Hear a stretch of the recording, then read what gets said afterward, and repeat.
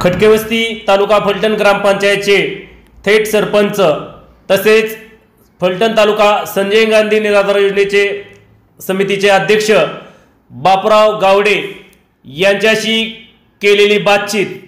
नमस्कार, मी राजकुमार गोपने। नमस्ते फलटण यूट्यूब चॅनलमध्ये मी आपलं स्वागत करतो। आज आपण भेटणार आहोत संजय गांधी निराधार योजनेचे फलटण तालुका अध्यक्ष आणि खटकेवस्ती तालुका फलटण गावचे थेट सरपंच बापूराव गावडे यांच्याशी भेटणार आहोत, बातचीत करणार आहोत। नेते आपलं खूप खूप स्वागत। धन्यवाद। आपण गेल्या अनेक वर्षांपासून सामाजिक राजकीय क्षेत्रामध्ये कार्यरत आहात। नेमक्या आपल्या या सामाजिक राजकीय कार्याचा शुभारंभ कधी झाला? कॉलेजला असल्यापासूनच शुभारंभ झालेला आहे। कॉलेजला असताना नेमकं आपण राजकारण कसं काय वळाला? 12वी पास झाल्यानंतर मी युवा सीआरच्या इलेक्शनला उभा राहून सीआर होऊन युवार झालो। एफवायचा ही फलटण तालुक्यातली एक माझीच अशी घटना आहे की एफवाय ला असताना युवार झालो। तेव्हा बापूराव गावडे यांना नेमका कोणता राजकीय वारसा होता? कसं तुम्ही राजकारणात आला? पूर्वीपासूनच लहानपणापासून मी बघत होतो। आमचे आजोबा, वडील, चुलते सर्वच ही राजकीयच असायचे। कारण प्रत्येक माणूस आमच्या घरी ज्यावेळी यायचा, मी लहान असताना त्यांना सुद्धा त्यांची मदतच व्हायची। ती बघत बघत मला जी विचार पडला, पहिल्यांदा आमचे वडील दत्तात्रय शंकर गावडे गोकळीचे सरपंच झाले, त्यानंतर बापूराव गावडे नगराध्यक्ष फलटणचे झाले, त्यानंतर रामभाऊ गावडे झाले। पण सगळ्याचे वारसा जी ही बघत असताना जी मला अभ्यास मिळाला आणि सगळ्यात महत्वाचा जी अभ्यास मिळाला मला, ती आमचे थोरले चुलते कैलासवासी हनुमंतराव शंकरराव गावडे ही जरी 3 चुलते मला राजकीय दिसत असायचं, परंतु मला जो खरा वारसा मिळाला की गपचूप येऊन घरात जी सांगणे बाबा तो असं कर तसं कर, ती कैलासवासी हनुमंतराव शंकरराव गावडे यांचा मिळाला। पण त्यांनी व्यवस्थितपणाने ते पूर्वी सगळ्यांच्या आमचं शेती करायची, सगळे ती राजकारणात नसायचे, परंतु त्यांचा एवढा अभ्यास ह्या आमच्या कुणाचाच नव्हता। त्यामुळं त्यांच्या अभ्यासावर आणि ह्यांचं बघून ही जी मी शिकलो, ही जी वारसा मला घरचा मिळाला, त्यामुळे आतापर्यंत जी यश आहे ते आमच्या पूर्वजांचं व खटकेवस्तीच्या जनतेचं किंवा ग्रामस्थांचं जी प्रेम आहे ती खरं प्रेम माझ्यावर आहे। तेव्हापासून राजकीय सारखी चालू झाली। कॉलेज जीवनामध्ये खरं तर तुम्हाला राजकारणाचा छंद लागला, मग तुम्ही राजगटाकडे कधीपासून आला? जेव्हापासून श्रीमंत रामराज नाईक निंबाळकर साहेब त्यांचं पदार्पण राजकारणात फलटण तालुक्यात झालं, तेव्हापासून मी स्वतः सक्रिय रामराजांशी त्यांच्या बरोबर झालो आणि आजपर्यंत त्यांच्या बरोबरच आहे। काय नेमकं रामराजेंच्या इतक्या जवळ गेला तुम्ही? अगदी घरातला माणूस असल्यासारखं रामराजे तुम्हाला सांभाळतात, कसं काय तुम्ही इतकं जवळ गेला? आज मी 13 वर्ष झालं त्यांच्या संपर्कात आहे। मी श्रीमंत रामराज नाईक निंबाळकर साहेब हे माझे घरातले असल्यासारखंच मी तिथं वावरत असतो, घरात तिथं असतो। सर्व कुठलेही काही सेवा करायला मला त्यांची 13 वर्षापासून मी सेवा करत आहे व त्यांच्यापासूनच माझं राजकीय कारकीर्द चालू होऊन त्यांनीच मला पुढील दिशा दाखवली। अगदी महाराजांच्या जवळ गेला, मग प्रत्यक्ष निवडणुकीच्या आखाड्यात कधी उतरला? निवडणुकीच्या आखाड्यात मी त्यांच्यापाशी गेल्यानंतर ग्रामपंचायत पहिल्यांदा मी उभा राहिलो। सुरुवातीला एकच सीट आम्ही टाकलं ग्रामपंचायतला, राजगट त्यावेळी म्हणता येणार नाही, पण त्यांच्यातूनच झालेलो होतो। त्यावेळी नुकतेच रामराज साहेब पण ह्याच्यात आलते नगरपालिकेच्या सुरुवातीला, आणि त्यानंतर मी इथं आलो, तर त्यावेळेस एक मताने मी निवडून आलतो ग्रामपंचायतला। कोण नेमकं तुमच्या विरोधक त्यावेळेस?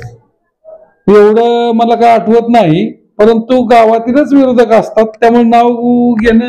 एक मताने तुम्ही निवडून आल्यानंतर तुमची सुरुवात झाली, मला वाटतं त्यावेळेस खटकेवस्ती गोकळी ग्रामपंचायत एकच असेल? नाही, त्यावेळेस गोकळी खटकेवस्ती ग्रामपंचायत नुकतीच वेगळी झाली, आणि वेगळी झाली की माझे चुलते रामभाऊ शंकरराव गावडे हे पूर्ण पहिल्या स्टार्टला 5 वर्षे सरपंच झाले, त्यानंतर एससीचा वार्ड पडला, त्यामुळं त्यावेळेस वेगळा सरपंच झाला, आणि त्यानंतर मी राजकारणात म्हणजे एक मताने निवडून त्यावेळेस आलो की पॅनल टाकला होता, पण पॅनल टाकवा मला पूर्ण झाला नाही, परंतु मी एकटा उभा राहिलो। गवळीनगर माझा वार्ड आहे, पण खटकेवस्ती येथे उभा राहून मी एक मताने निवडून आलो। महाराजांचं एवढं प्रेम आहे तुमच्यावरती, तुम्ही संपूर्ण तालुक्यात एकमेव असं उदाहरण आहे की बापूराव गावडे त्यांच्या कुटुंबातील प्रत्येक जण सरपंच झालेला आहे। काय नेमकं कोण कोण सरपंच आणि कधी कधी झाली ती नेमकी? आता ते रस्ते मी रोज श्रीमंत रामराज नाईक निंबाळकरांच्या पशीच असतो, त्यामुळं त्यांचं जी राजकीय काय असतात त्यातलं मला सगळं तर शिकता आलं नाही, पण त्यांच्यापासून मी थोडं तरी शिकून मी माझीही राजकीय त्यांच्या सारखी खाली तशी प्रगती करत. कोण नेमकं सुरुवातीला तुमचे वडील सरपंच झाले? माझे वडील पहिल्यांदा गोखळी गावचे सरपंच झाले, त्यानंतर आमचे चुलते झाले रामभाऊ शंकरराव गावडे, ते झाल्यानंतर माझी मिसेस झाल्यानंतर माझी आई झाली आणि आज मी स्वतः आहे. असे कारकीर्द आमच्या गावच्या इथले सरपंच पदाची झालेली आहे. संपूर्ण फलटण तालुक्यामध्ये खटके वस्ती गाव, ज्या गावामध्ये सुरुवातीला तुम्ही एक वृक्ष लागवडीचा मोठा प्रकल्प हाती घेतला. वृक्ष लागवडीचा पण घेतला, तो पण पूर्ण केला, परंतु त्याच्यापेक्षा सगळ्यात महत्वाचा प्रकल्प मी खटकेवस्ती ग्रामपंचायतीत घेतला तो आहे घरकुलाचा. ज्यावेळी घरकुल योजना ज्यावेळी मंजूर होती त्यावेळी जागा नाव नसतात, तरी श्रीमंत रामराजे नाईक निंबाळकर, संजीवराजे, रघुनाथराजे, आमदार साहेब व शिवरूपराजे यांच्या माध्यमातून मी जिल्हा परिषदची जी जागा 13 एकर आहे त्यातनं मी जवळजवळ सगळ्यांचे नाव अर्धा गुंठा नाव करून दिली, सातबारा तयार केला. त्या बाबतीत मी मंत्रालयातून सगळीकडून प्रयत्न केले, त्याला महत्वाचं श्रेय मी देतो फक्त रामराजे नाईक निंबाळकर साहेबांना. किती घरकुलं तुम्ही लाभार्थ्यांना दिली त्यावेळेस एका वेळेस? 140 पर्यंत असतील मला वाटतं, त्यातनं 100 घरकुलांना मी नाव करून दिले जिल्हा परिषद जागा. उर्वरित जे घरकुल होते ती माझ्या खाजगी जागेत होते, त्यांचं सुद्धा मी स्वतःच्या खर्चाने स्वतःकडून त्यांच्याकडून न रुपये घेता आम्ही आमची स्वतःची जमीन एक अर्धा गुंठा घरकुलाच्या बाबतीत त्यांना मी नाव फुकट करून दिली. त्या बाबतीत मी गावात अग्रेसरच आहे.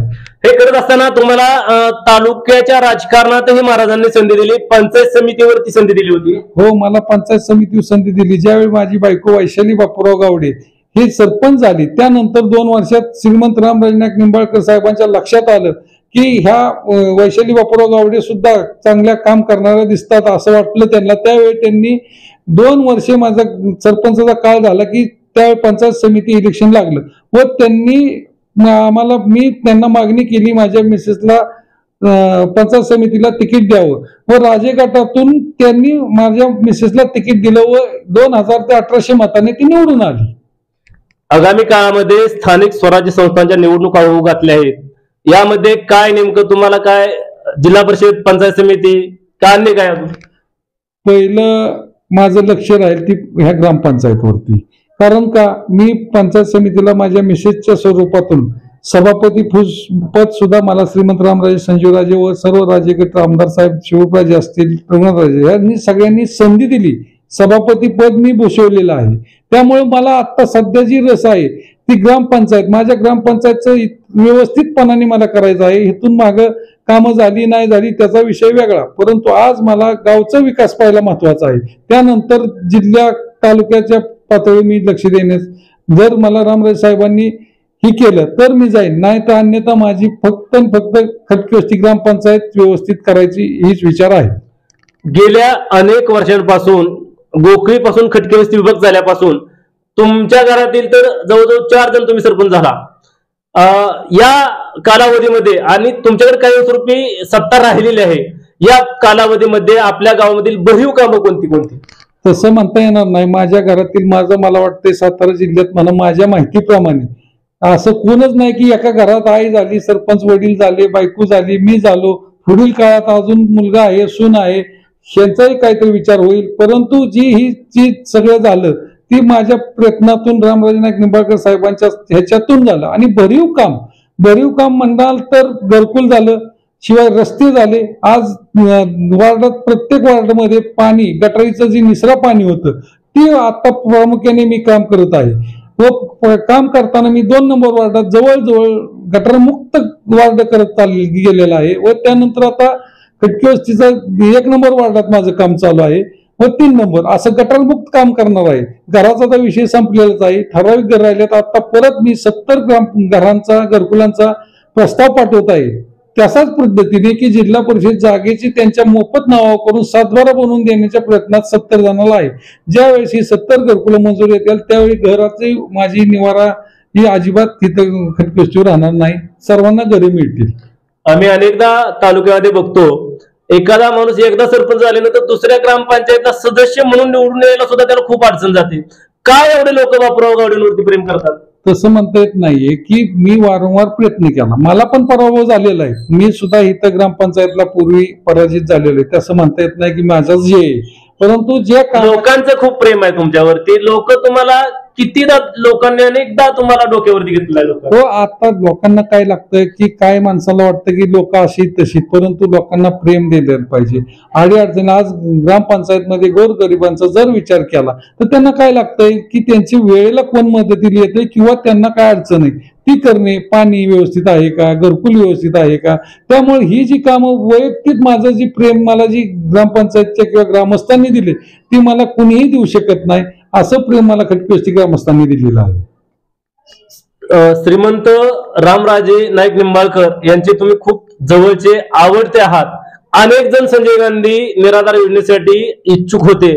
महाराजांनी तुमच्या गळ्यात त्याची माळ टाकली अध्यक्षपदाची. कसं झालं की महाराजांना त्यावेळी मी विचारणा केली की मी इच्छुक आहे, श्रीमंत संजीवराजेंना विचारणा केली. त्यावेळी बरीच असतात असं त्यांचं आज तालुक्यात त्यांचं नेतृत्व असल्यामुळे प्रत्येक गावात त्यांची भरपूर मोठी बळी आहे.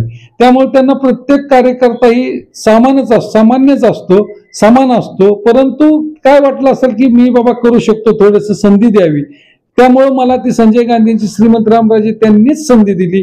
त्यामुळं ती काम मला तालुक्याचं काम करण्यास ही झालं. आणि त्यात महत्वाचं म्हणजे ज्यावेळी मी संजय गांधी निराधारचं काम करत होतो त्यावेळी प्रामुख्याने खटकवस्ती सुद्धा जी वयस्कर 65 वर्षाच्या पुढची जी योग्य आहेत, ज्याला खरंच निराधार पाहिजे, ती मी त्या बाबतीत त्यावेळेस माझ्या 2 महिन्याच्या कारकिर्दीत बऱ्यापैकी 700 ते 800 तालुक्यात मी मंजूर करून प्रकरणं मंजूर केली. महाराजांचे अतिशय निष्ठावंत कार्यकर्ते म्हणून तुमच्याकडे पाहिलं जातं. महाराजांनी तुम्हाला अनेकदा हेलिकॉप्टर मधून सुद्धा प्रवास केला तुमचा.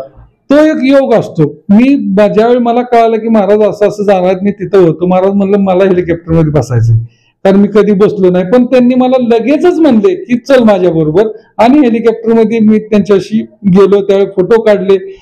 एक तर हेलिकॉप्टर मध्ये फोटो काढून देत नाहीत, पण ती म्हणायचे गबस, तरी मी फोटो काढले. माझा लाड ती पुरवतातच आणि एकदम व्यवस्थितपणाने मला त्यांचं हे असतं. संजय गांधी निराधार योजनेच्या माध्यमातून कशा प्रकारे लोकांची आता सध्या तुमच्याकडून लोकांच्या कामाची सोडवणूक होत आहे? आता किती अडचणी. संजय गांधी निराधार योजनेत पहिल्यांदा दाखला लागतोय ते 21,000चा. तर आता आपल्याला तो दाखला प्राणसाहेब वगैरे सगळी जी परिस्थिती बघून सांगतात, त्याची कागदपत्र इतक्या अडचणीची आहेत की सर्वसामान्य एकट्या माणसाला तर करूच शकत नाही. त्याला कोणतरी गावातला व्यवस्थित माणसाचा जर आधार असेल तर संजय गांधी निराधार योजनेत माणसं भरपूर बसतील. आणि इथून पुढच्या काळात सुद्धा जर अशी माणसं माझ्याकडे किंवा गावातल्या प्रत्येक पुढऱ्याकडे गेली तर त्यांना सहकार्य करावं, एवढीच मी त्यांना विनंती करतो. व सर्वस्व किती असली तरी बसवण्याचा प्रयत्न करेल. श्रीमंत संजीवराजे नाईक निंबाळकर यांना सातारा जिल्हा अध्यक्षपद मिळालं राष्ट्रवादी काँग्रेसचं. भविष्य काळामध्ये काय नेमकं तुम्ही त्यांच्यासाठी काय मागणी करणार? त्यांना आम्ही कशी मागणी, त्यांचं राजकीय वाटचाल जी आहे ती ते सांगेल त्या पद्धतीने आम्ही त्यांच्या बरोबर राहणार. आम्ही त्यांना मागणी करण्याची गरज नाही, त्यांनी आम्हाला फक्त आदेश करायच्या, त्या पद्धतीने आम्ही पळत राहणार. तर हे होते बापूराव गावडे, खटकवस्ती ग्रामपंचायतचे सरपंच, जे संजय गांधी निराधार योजनेचं फलटण तालुक्याचं अध्यक्ष म्हणून काम पाहतात, ज्यांनी फलटण तालुक्यामध्ये एक आदर्श निर्माण केलेला आहे. एका वेळेस गावातील 140 लाभार्थ्यांना, ज्यांना घरासाठी जागा नसतानाही घरं बांधून दिले आहेत, असे बापूराव गावडे आपल्या सोबत होते. आमचे नमस्ते फलटणचे संपादक वैभव गावडे यांच्यासह मी राजकुमार रोपणे, नमस्ते फलटणसाठी खटके वस्ती.